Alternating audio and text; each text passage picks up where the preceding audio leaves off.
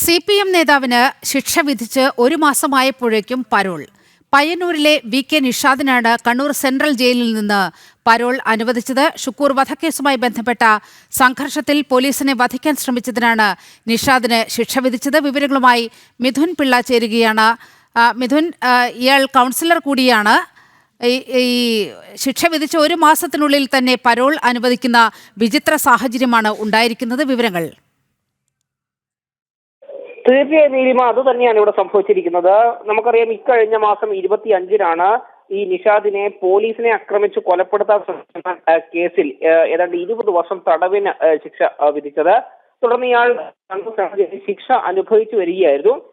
ഈ ശിക്ഷ വിധിച്ച് ഏതാണ്ട് ഒരു മാസം പിന്നിടുമ്പോഴാണ് ഇയാൾക്ക് 6 ദിവസത്തെ പരോൾ ഇപ്പോൾ അനുവദിച്ചിരിക്കുന്നത്. പയ്യന്നൂർ മുനിസിപ്പാലിറ്റിയിലെ കൗൺസിലർ കൂടിയാണ് ഈ VK നിഷാദ് എന്ന് പറയുന്ന CPM-ന്റെ പ്രാദേശിക നേതാവ്. ഇയാൾക്ക് തന്നെയാണ് ഇയാൾ ഈ കൗൺസിലറായി വിജയിക്കുകയും ചെയ്തത്.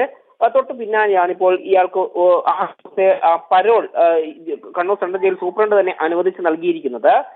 അച്ഛന്റെ കാൽമുട്ടിന് ശസ്ത്രക്രിയ വേണം, അതുകൊണ്ട് പരോൾ അപേക്ഷ അനുവദിച്ച് നൽകിയിരിക്കുന്നു എന്നാണ് സെൻട്രൽ ജയിലിൽ നിന്ന് നമുക്ക് ലഭിക്കുന്ന വിവരം.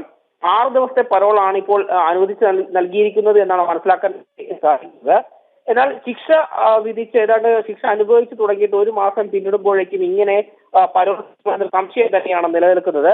CPM നേതാവായതുകൊണ്ട് മാത്രമാണോ ഈ ആനുകൂല്യം എന്നൊരു ചോദ്യം കൂടി ഉയർന്നു വരുന്നുണ്ട്.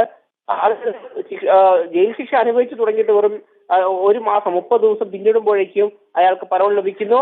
അത് CPM നേതാക്കന്മാർക്ക് മാത്രമാണോ, അല്ലെങ്കിൽ CPM അനുകൂലികളായ ആളുകൾക്ക് മാത്രമാണോ ഈ ആനുകൂല്യങ്ങളൊക്കെ ലഭിക്കുന്നത് ചോദ്യം പ്രധാനമായും ഉയരുന്നുണ്ട്.